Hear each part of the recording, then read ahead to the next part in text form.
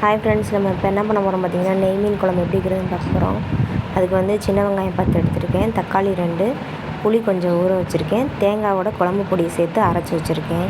இப்போ என்ன பண்ண போகிறோம் பார்த்திங்கன்னா, பேனை காய வச்சுட்டு தேவையான அளவு நல்லெண்ணெய் ஊற்றி செஞ்சிங்கன்னா நல்லாயிருக்கும். நல்லெண்ணெய் ஊற்றிட்டு கடுகு கொஞ்சம் போட்டுக்கிறோம், போட்டு கொஞ்சம் வெந்தயம் சேர்த்துக்கிறோம்.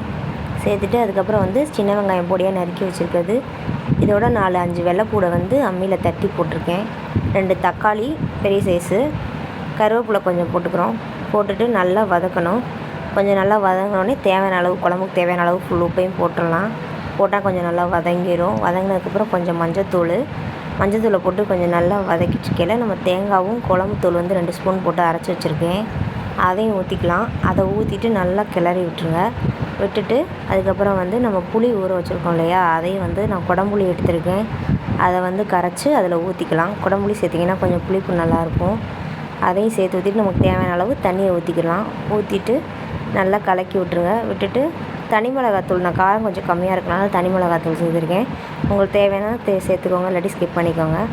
நல்லா கொதி வந்தோடனே இப்போ நம்ம கழுவி க்ளீன் பண்ணி வச்சுருக்க மீனை வந்து எடுத்து ஒன்றா சேர்க்குறோம். அதில் சேர்த்துட்டு நல்லா மெதுவாக வந்து கரண்டியை வச்சு கிண்டி விட்ருங்க. லேசாக கிண்டுங்க.